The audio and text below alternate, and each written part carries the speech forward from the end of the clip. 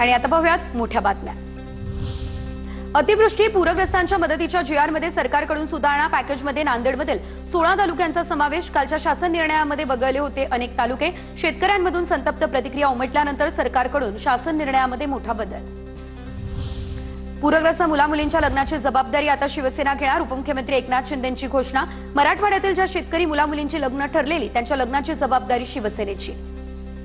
पूरग्रस्त भागामध्ये ज्या शेतकऱ्यांच्या मुलांची मुलींची लग्न ठरली होती त्यांना जी चिंता झाली होती आता काय करणार, या सर्व मुलीबाळींच्या लग्नाची जबाबदारी शिवसेनेने उचललेली आहे।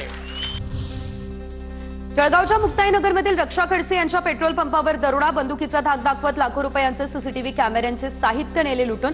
5 जणांना पोलिसांनी घेतलं ताब्यात।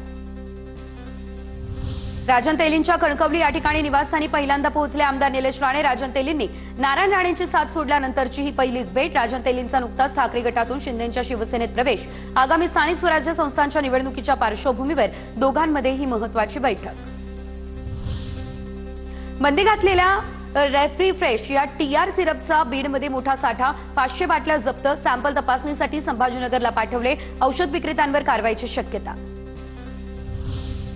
पंकजा मुंडेंचा वैद्यनाथ साखर कारखाना भाडेतत्वावर नसून कारखान्याची विक्री, तर परमेश्वर गीतेंचा हा दावा। कारखान्याची विक्री रद्द करा। परमेश्वर गीतेंचा बीडच्या जिल्हाधिकाऱ्यांकडे या संदर्भात अर्ज। धरण क्षेत्रात मद्यपान करण्यास जलसंपदा विभागाने दिली मुभा। शासन निर्णय जारी। चर्चांना उधाण। जलाशयाच्या जवळ महत्त्वाच्या 146 ठिकाणी विभागाची पर्यटन क्षमता, विश्रामगृह, निरीक्षण बंगले आणि आतापर्यंत इथे मद्यपानाला परवानगी नव्हती, मात्र आता परवानगी दिली। चिपी विमानतळावरील विमानसेवा डिसेंबरपासून होणार सुरू। सिंधुदुर्गचे पालकमंत्री नितेश राणेंची घोषणा। डिसेंबरपासून दिवस रात्र विमानसेवा होणार सुरू।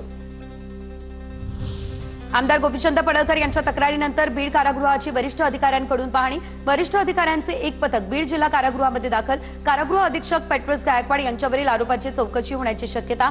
कैद्यांचं धर्मांतर करण्याचा प्रयत्न झाल्याचा देखील आरोप।